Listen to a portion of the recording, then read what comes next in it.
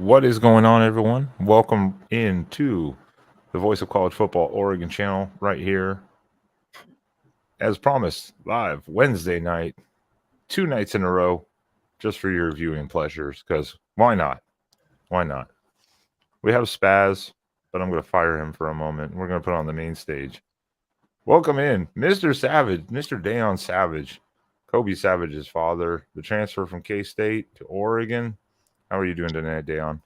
I'll I'm bring it great. Spaz. I'll bring it Spaz. I'm not going to fire him tonight. I'm great. How you guys doing? Doing good, man. Just get closer we get, the more pumped I'm getting for the spring game and getting down to Eugene and getting to see what this team's going to look like this year and meet some new folks and mingle and tailgate all the good fun stuff that college football is all about. Awesome. So I don't know where you want to go with this. I obviously have some questions to go on and stuff, but when Aaron, you tell everyone kind of who you are, Dayon, and like your background. Obviously a little bit of Kobe's background, because obviously it was big news for Oregon to land a talent like Kobe. Yes, sir. Yes, sir. I'm from a small town in Texas called Detroit, Texas. Population like 700. Kobe. Uh, Kobe came along when I was playing JUCO basketball at Grayson County, and after he came along, I just started working and been working ever since. Now you do a lot of coaching and stuff, I see. Yes, I coach on the high school level now. I coach football, basketball, and track. Holy moly! All over it. Busy. Yeah. Call him a 3-sport coach. Do they letter coaches in 3 sports? They take care of you financially in Texas. You get stipends for it, so it's not that's too good. I'll say that's a lot to handle. Yeah, I don't have an off season until summer. Summer's not even off season in Texas. We're still rolling with football. Yeah, you're doing summer camps and whatnot, huh? Yeah, 7-on-7 summer workouts. I mean, it never stops. Football doesn't stop in Texas. No. Yeah. Especially in small towns. In small towns, you think nothing happens. Well, that's because Friday night already came and went. Oh, that was the most exciting night in a small town in Texas, was Friday nights. Yeah, you could rob Paris, Texas, on a Friday night. Everyone's at the game. I lived in Midland, Texas, in the West, and the stadium was like, I mean, it was brighter than the airport. Right. Right. So with Kobe, what was your thoughts of how his career has gone so far? Because obviously you were a huge influence, I'm sure, in getting him in football with your coaching and just being into sports. But what made him go with Kansas State initially? I mean, in your own thought, obviously we're not putting words in Kobe's mouth or anything like that, Kobe's always been, in the past people have said he's too small or maybe he's just not fast enough. And Kobe's one of those kids that just won't be denied. I mean, if you say he can't jump across the ocean, Kobe's going to do every damn thing in his power to jump across the ocean. So, I mean, there were people that said he couldn't play at Kansas State. I mean, he defied the odds. And there are people that are going to say he can't play at Oregon, and he'll probably prove them wrong as well. So, Kobe he just won't be denied. I will say there's something about Kansas State that, I mean, obviously I've always admired Kansas State as a program. What they do, they take, I think, in an arguable manner, some of the, I don't want to say least talented, but some of maybe the people that aren't projected as high, and they develop them the best way, and they make them, give their all. Like, they put them in the best situations through as a program as a whole. And I've always admired that with Kansas State. Like, they really help develop players. Right. They have that underdog mentality, and Kobe fit right in with them because, I mean, you just have a team of underdogs. I mean, they might have 1 or 2 5-stars, but I mean, most of them have just been under recruited or just just not been. People didn't think much of them, but they turned them into good players. Yeah, I mean, obviously he was a highly sought after individual in the transfer. What really made him go for the transfer or look into transferring? Was it just like not to stay another year there, wanted a different opportunity, progress himself? I mean, in your mind, anyways. He's a grad transfer, and he just wanted to increase his draft status. And I mean, Oregon, how could you say no once they come after you? Was he recruited by Oregon before he went to K-State, or? No. K-State was the only P5 when he came. When he came out of JUCO, he was initially going to go to North Texas, and then at the last minute, K-State came through and swooped him up, and the rest is history. Can't blame him there. I mean, North Texas would have been still nice, but yeah, when K-State comes calling, you got to take that opportunity. Yeah. I got to take that P5 opportunity for sure. Yeah. Where's he expecting to get most of his reps at this year? Safety? It'll be the strong safety. Him and Evan Williams are like twins. I mean, if you see them, you kind of think they look alike a little bit, but they're built alike. You know, speed wise, they're probably the same. And they'll both come up and hit you, and they'll steal it, intercept it. Yeah, I saw some of Kobe's stuff at K-State, and man, he's for his size, he's got some good burn speed and definitely can react to the ball better than a lot of guys can, and I think that's going to definitely help him improve his draft stock, especially at Oregon. Right. When we came up on the visit, Coach Tosh and what's the defensive back coach's name? I can't think of it right now. Hampton.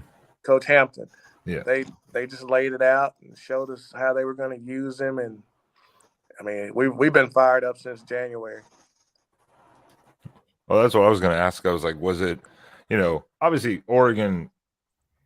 I mean, I don't know how long people want to say it's been, a brand, but I mean, like looking at the team as a whole, was that it? Was it the coaching staff, not just the location of the school? Was it the coaching staff that really kind of cemented like, hey, we want you? And he's like, this is the best fit for me. Or you think that was?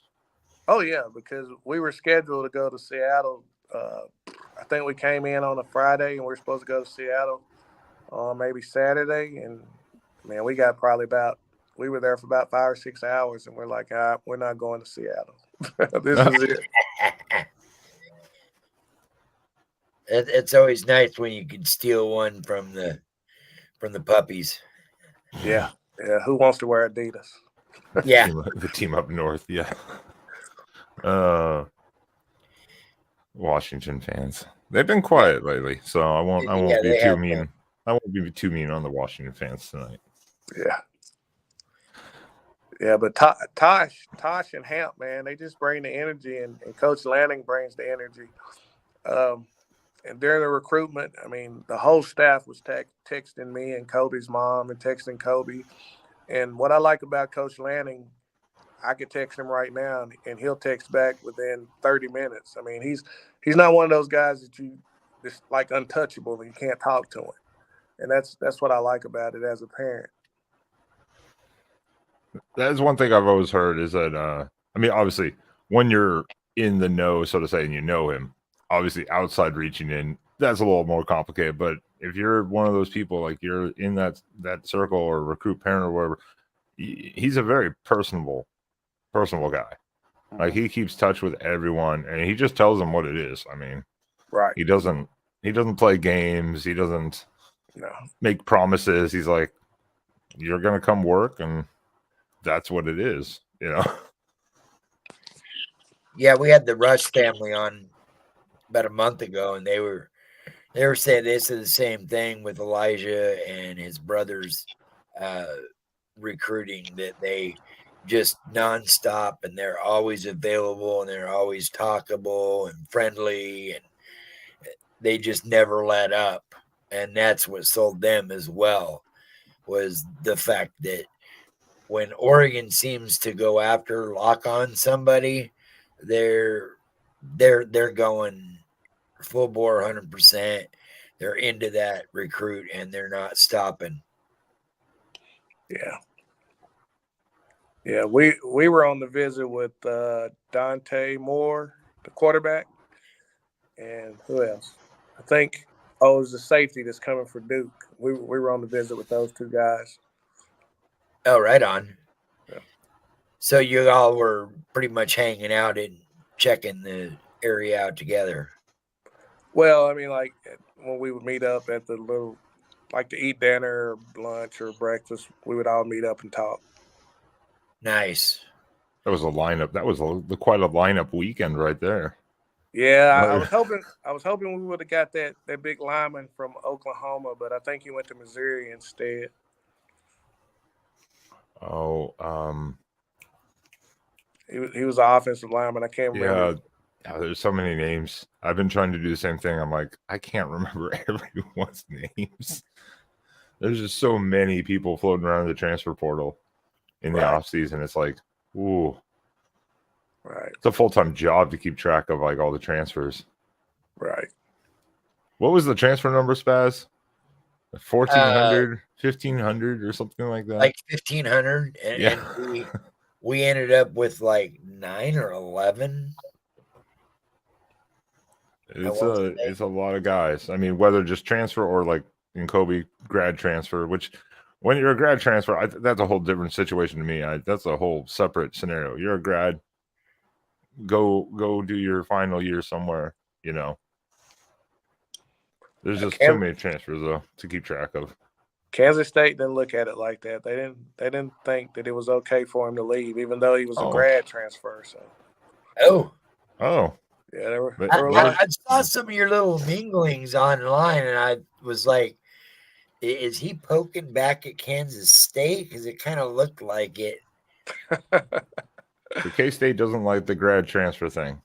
Oh well, it was okay for certain people to do it, but I guess they thought Kobe needed to stick around. So I don't know.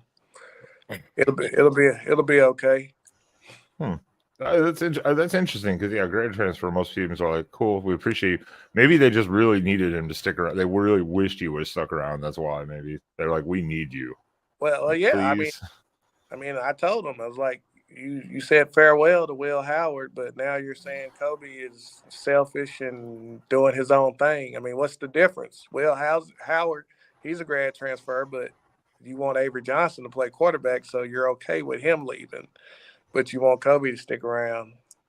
So I get it. I understand the game. I think some of the same thing was with some of the Oklahoma players too, because they were like, they wanted Jackson Arnold to play quarterback, so they were okay with Dylan leaving. But some of their other players, they were saying they were selfish for leaving or whatnot. Right. Because they needed him.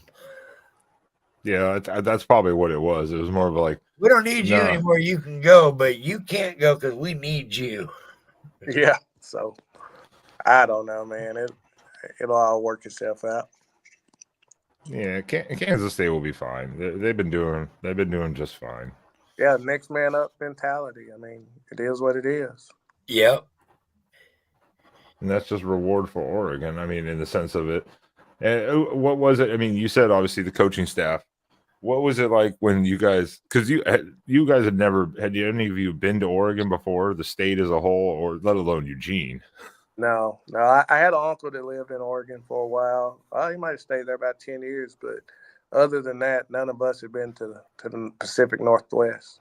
Hell, I had never been to Kansas until Kobe went to Kansas. So Kobe's taking us all around the world. Yeah. Exactly. I guess I can't fault. I mean, there's no fault in not being to Oregon before either, but not being to Kansas before either. No fault in that either. Yeah, I've been up and down the East Coast, but as far as going north and west, I had never been. So, what was that experience like for you as a family? Like just getting there and being like, seeing especially Eugene, because that's of course the central area. It's where he's going to be.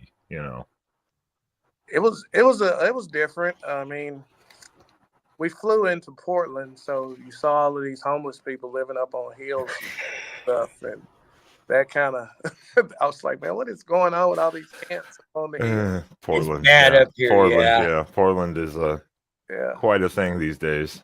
but we didn't see much of Eugene because we were on campus most of the time. So when I fly in for the spring game, hopefully I can see a little bit more. Yeah, especially because now you can do, there are, depending on, there are a lot of more direct flights into Eugene too. Right. At least through, I know Denver, probably, I think Dallas does too, I think. Yeah. I know Denver does. Yeah, there's a direct flight from Dallas to Eugene. Yeah, that would be. So during the season, we'll fly in on Friday and leave on Sunday morning. How many games are you gonna plan on going to this season if you can? I mean, obviously, because that's still been a lot of travel. Every game. I've been watching every game since he was 5 years old.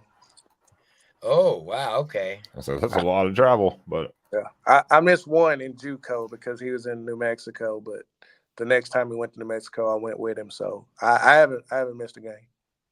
Wow, that's a lot. That's a lot of miles for you to put on as well. With everything you got going on, yeah, as well. That's quite a commitment to your kid. That's very well respected. That's somebody who's helping lead his kid on the right path and hoping to lead his kid to the promised land. Yeah. He's the only kid I have, so I can put all my eggs in a basket. Looks like you're gonna get a good one here, yeah. Where was his? Did he have any projections going into this year before he decided to take that grad transfer year? It was like 6th round to free agency. And I mean, and like I told you, that's where him and Evan are kind of alike because, Evan came from Fresno State for his 6th year. And I think they said his draft status was like 6th round of free agency. So, I mean, they're a lot alike. yeah, and Evan this season, I mean, if you're a Duck, you're a Duck. I mean, even if you're a Duck and then you transfer out, we still wish you all the best. You were a Duck. So, like, for us, Ty Thompson, for instance, we still wish him all the best success in the world. But, like, Evan Williams, he came in. We loved him no matter what. But he really started showing up about second half of the season. Mm-hmm. That's when you really started seeing him come into his own, so to say, on the field. Right. And start making those TFLs and everything. The first half, you didn't notice him a whole lot. I don't know if he had to do a whole lot against some of the teams that we played against. But that second half of the season, yeah, he started to make his own role in that team. Right.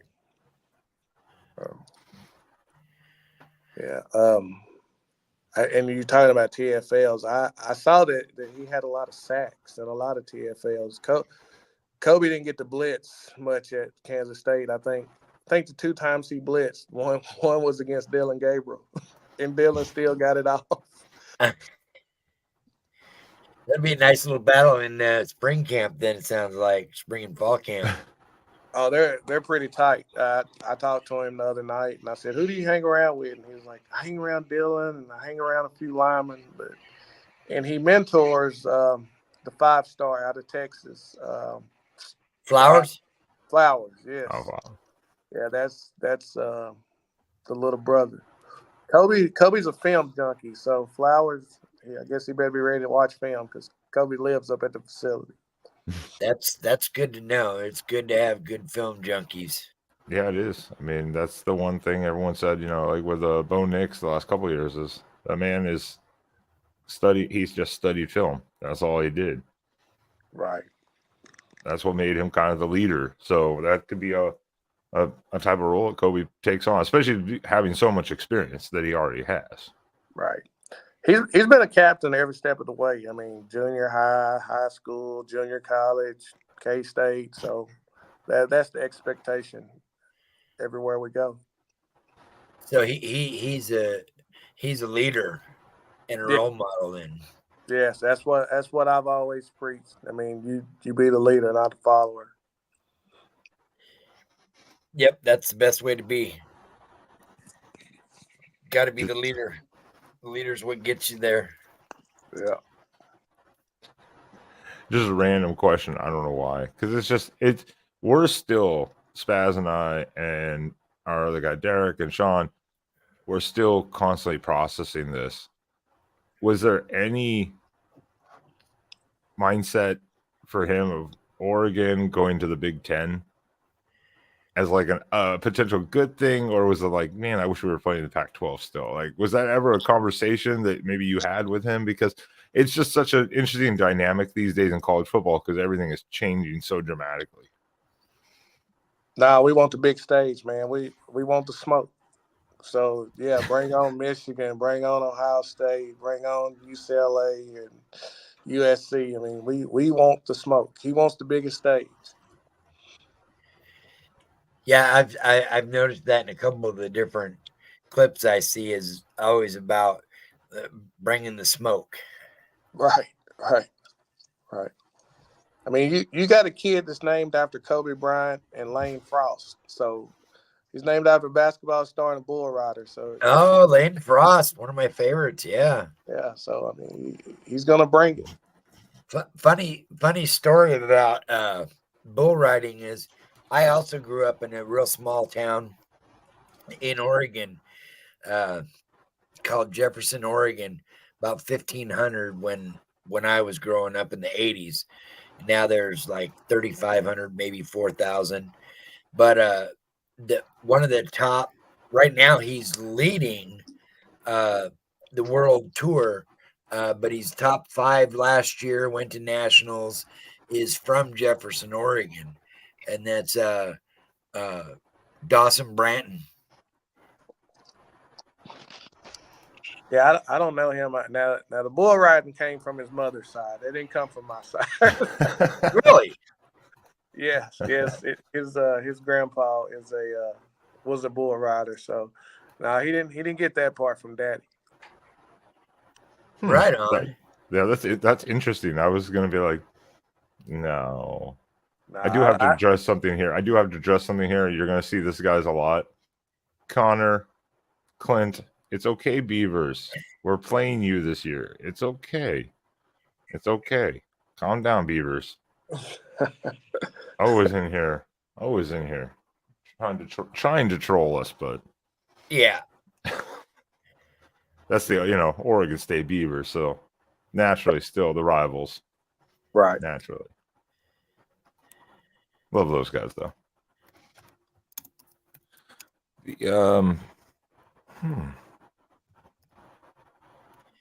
Where do you see Oregon this year? Do you think we got a good solid program? Oh yeah. I see national championship, and for some reason, I keep seeing visions of us versus Texas, and it might be just because Texas was my favorite team, before Kobe went to Kansas State. But for some reason, I keep seeing that in my head. Maybe we're going to play them in the playoffs. I don't know, but I keep seeing Oregon versus Texas. Yeah, I was hoping for that last year, but we just fell a hair short on that one. Right. I think this year it would be an even bigger game than last year, just because now Quinn Ewers has got another year under his belt, and we've got another year under Dan, and our defense and some of the transfers we've got is going to make a big difference this year. I think we're in the mix. Right. I really feel like this could be the year we make it at least to the Final Four again, if not win it all. I think so too. I talked to LaMichael James a few weeks ago, and he said he feels like it's going to happen too. Yeah, I want to get LaMichael James on here. Yeah, I got to work on that. I got to get out to the restaurant again. Yeah, you got to get over there. A year. So I go hang out at his restaurant and we BS and stuff. yeah. So he played against my little brother in high school. Oh, okay. Yeah, he's another Texas kid. Yep. Yeah. Yeah, we're actually in the up until this coming year, we were in the same district with them in football and basketball. So they were one of our big rivals. Oh, right on. Yeah. I believe he's still coaching 7-on-7 down there occasionally, isn't he? He didn't say anything about it, but he might. I know he's got the restaurants up here, so he's pretty busy with that. But I thought somebody said he was doing some 7-on-7 coaching in the summer, but I don't know. Yeah. Do you remember a running back named Trey Carson? Yes. Yeah, so he's kind of distantly related to us. And right before we went on the visit, we called him. Okay. Yeah, because Trey Carson obviously didn't do well. I guess I'm thinking the wrong Trey Carson. He left and went to A&M. He was a running Yeah, back. yeah. I was like, am I thinking? Because I was like, yeah, he didn't do a whole lot at Oregon. No, he was following in LaMichael's footsteps, so that's hard to do. Yeah. If you were following LaMichael and Kenyon Barner, Andy Anthony, that was a rough spot to be if you were running back. Yeah. I'm gonna wind it down. It's getting close to bedtime here in Texas.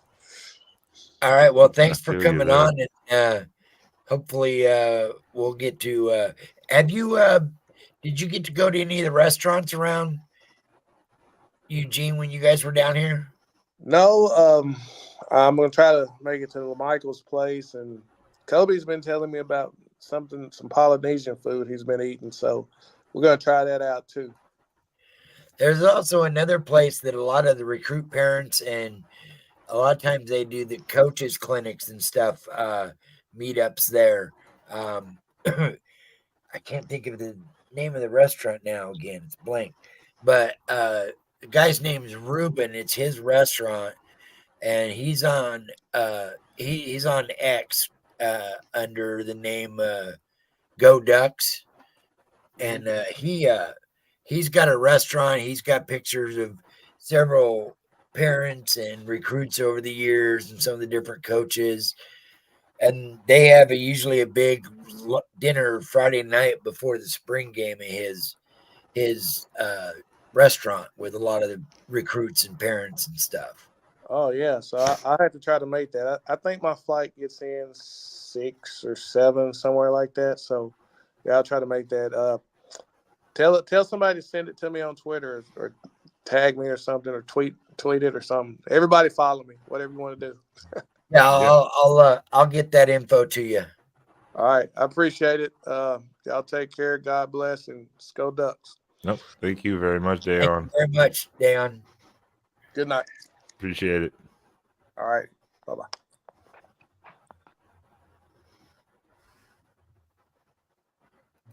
Well, everyone, that's Dayon Savage, Mr. Savage, Kobe Savage's dad, the K-State transfer that's coming into Oregon to make I would say, a pretty notable impact this upcoming season. So we appreciate all the time that he just gave us, because obviously they're giving up their time to come talk to us, and we always appreciate that. Yeah, definitely. Son of a bitch. Language. Yeah. You're like, nah, we're done now. No, I think Kobe will make a huge impact this year, obviously. I mean, he's got a lot of experience. And it was an interesting thing to say. He compared, similarly to Evan Williams. So, like, he would just slide right into that spot and just take over it. That's definitely good to know. That means he's definitely ready. And that he's apparently mentoring Flowers, so to say. He's hanging out with him, so obviously he's helping mentor already the true freshman coming in, because That Flowers will says a lot. probably be a red shirt. I mean, he might play, but I think they're going to redshirt him. I don't know. I mean, It's hard to tell. I mean, he might. He could be and like also, they could could- redshirt him at the end of the year as well if he doesn't play enough. You know. Yeah, I mean that's true. He could be like on the roster as like the third in case of injuries, Case and then just injury, keep yep. him as an emergency, so to say. But I've heard that he looks pretty good. He came in early in when we were doing bowl practice. He came in and was practicing with the team all the way up to the bowl. So I mean, he's definitely one that's chomping at the bit to get going. Yeah, I mean, with the talent that he's coming in with, you would think that he would be playing. But with the people that Oregon's bringing in, the depth they have too, it's kind of you got to balance the roster as much as you can. So that's a coaching decision, coaching staff decision, obviously with depth. So yeah, we're going to see. I mean, I think we'll see him play some, but I wouldn't be surprised if they did redshirt him if they can to hold him. But yeah, who knows? Maybe let him loose. Yeah, our secondary is loaded. Yeah, they didn't play around with the secondary this year. They wanted they wanted secondary players. They went out and got who they wanted to. Yeah. That's the thing. It wasn't like they just took people. They went and got who they wanted.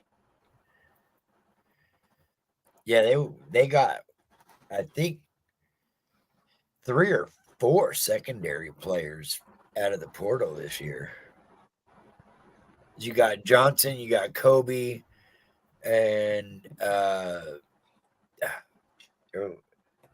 other one from was UTSA. Yeah. The other. Yeah. I know. I don't know why I keep forgetting his name.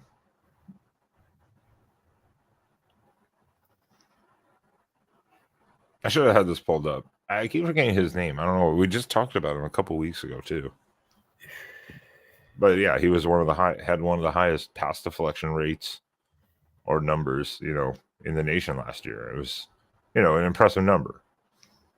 Where he'll fill in very nicely also. At least his depth, solid depth, if nothing else. And everybody's sleeping on Johnson from Duke. Everybody forgets what he did with Mike Elko last year. I think he led the teams in the Duke team in TFL and pass deflections.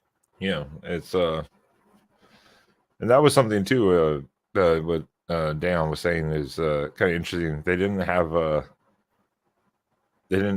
Kobe blitzing a lot. Obviously, that's scheme wise of K-State, and you could argue almost the same with Oregon. They didn't have Evan Williams blitzing a lot. That's why I said the second half of the season, it seems like they started blitzing Evan Williams more than the first half of the season for whatever reason.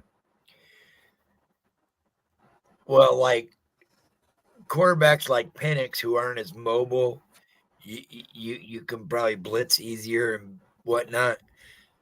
And going into Big Ten play like the Minnesota, well, we don't play Minnesota, but like Michigan's QB, you don't know how mobile he might be. Ohio State's QB, you're not going to want to blitz a lot because he's got motor skills. But there are teams that you can blitz more frequently because of the mobility of their quarterback versus a team that's got a mobile two-way quarterback. Like you're not gonna.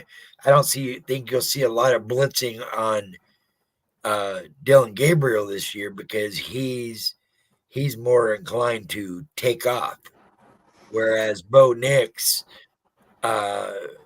wasn't as much of a runner, at least this last year. The year before he was, but not obviously after the ankle injury. They didn't make him as mobile. Yeah, they didn't feel a need to a lot of the times, unless he needed to ad-lib. But also, depending on what the receiving core you're going against, too, you may need to have that extra secondary player in there. Yeah, especially against like Ohio State. Yeah, any team or Washington. When you need to have that second extra player back there to help cover. I mean, so it's all about schematics and team by team. But that was kind of an interesting thing to see that they didn't blitz him much. But yeah, Evan Williams, they did at least more in the second half, definitely in the season. I don't know what the fuck happened to these guys again. They're fired. Yeah, I'll be able to be on a show. Spaz talking shit about Sean. Anyone who wasn't here last night, Sean is alive. And he's like, yeah, Wednesday I'm off. I can do Wednesday night. And then he never said anything today. Derek's not here again for 2 nights in a row. Rip Derek. Yep, I don't think Derek likes this anymore.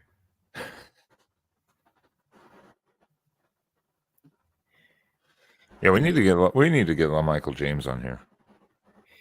Yeah, I could put some feelers out too. I mean, that was like him saying, I could text Dan Lanning right now and he'd respond within about 30 minutes or so. I was like, you should tell him about this show. But I was like, nah, we're not going to do that.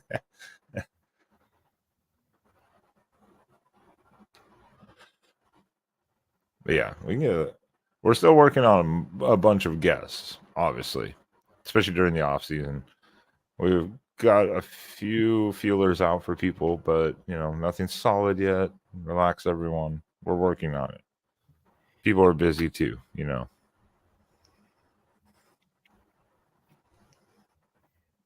That is true. That is true, Raymond.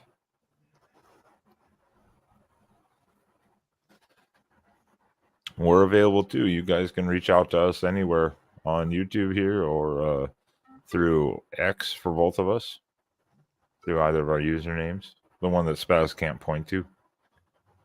Usually. Yeah. He still can't point to it.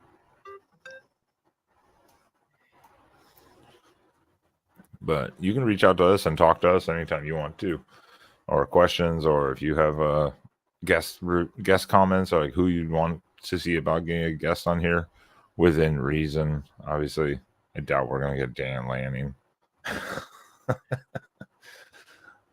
We could try. Hey. We will try. Who knows?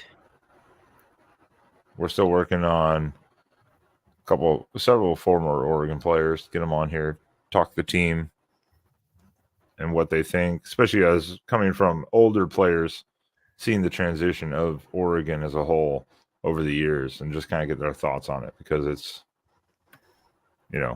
interesting. Oregon spring game. What date is the Oregon spring game again? April 27th. But it's not it's not on TV, I'm sure. Yeah, it'll be probably it might be on the Big Ten Network. Oh, yeah, maybe. I'm not sure about TV, but yeah, if it was, I guess it probably would be on the Big Ten Network then, yeah. Yeah, it should be.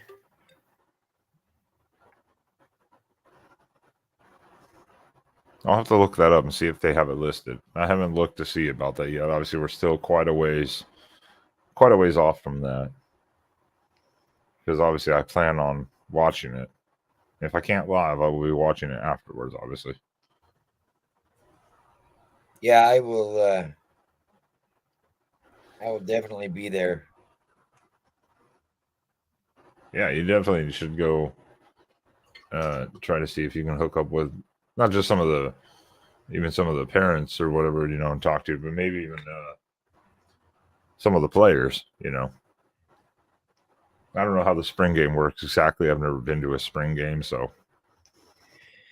Haven't been to a spring game in quite a while. So the spring game will be interesting, though, because that will show us a lot of.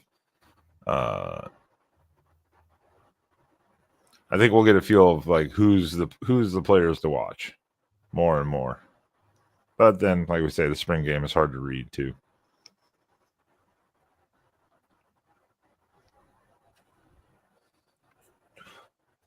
Ow. Yeah, I'll find out more on that. Yeah, I think that's fair. Yeah, I don't know what Derek's trying to do.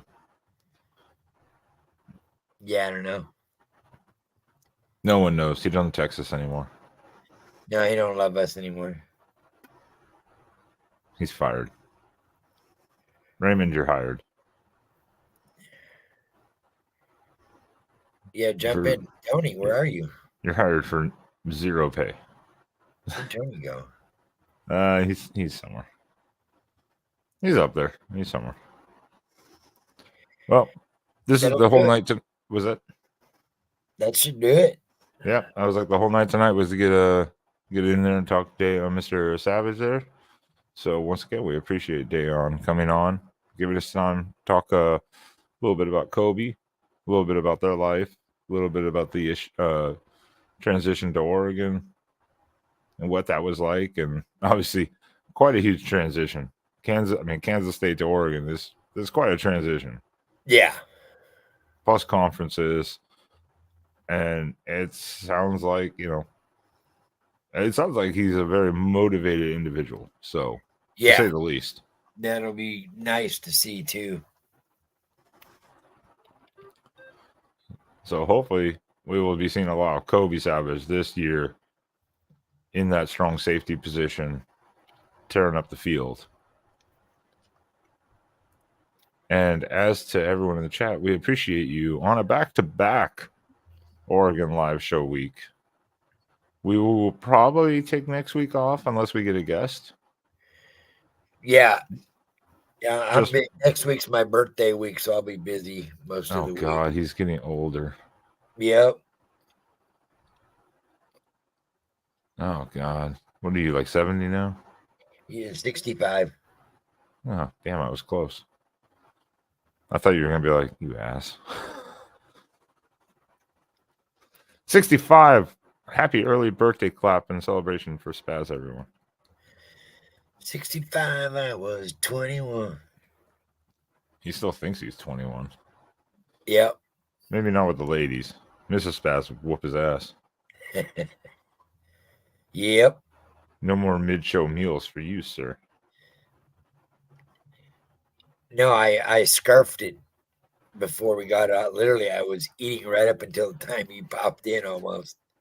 I had leftovers earlier today, so I was sitting at the bar, I was going, and then they ordered pretzels, like a couple German style pretzels and stuff, and I was like, oh, my stomach. The whole time I was like, oh God. But yeah. We'll probably be off next week unless we get a guest, which will obviously you'll see the notifications for. So please, of course, hit the subscribe notification bell so you see the show pop up for you. Hit the like button for us. And Spaz, please tell people where they can find you online, if you can find it yourself on the screen. I am right there. Ish. There it is, yeah. Ish. I was closer. Sean _Spaz Drag, that's me. Find me on X, find me on Facebook. Yeah. And find me here with Ben and Derek and Sean when they decide to show up. Tuesday nights and or Wednesday nights. And That's it. We're getting close to the spring game. Yes, Practice we are. starts tomorrow. Yep, that's why Tuesday or Wednesday. So that's why it's important to be subscribed and hit the notification bell, because that way you know when we're going to go live. Because we do have to adjust due to our schedule and or guest schedules. So this week was a two nights in a row live show event, but that's not common. So it'll be Tuesdays or Wednesdays depending on availabilities. So once again, everyone, yes, I am just Ben of Exploring with Ben and Sam here on YouTube. That's the best place to follow me, or here on the Oregon channel, as well as on X and or Also, Sunday night show for the After Dark show. And other than that, everyone in the chat, thank you. Thank you, Dayon Savage, for coming on and talking football with us and telling us about Kobe. Give us a little insight to that and the experience. We appreciate that and all the time that was given tonight to us for that. And as to that, all I can say is, where is he? Where is he? It's too many damn files. Way too many files. Pop-Tart, play me out. Oh, yeah. Bake that ass. Get all up in there.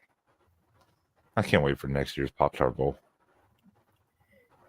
It's going to be filth.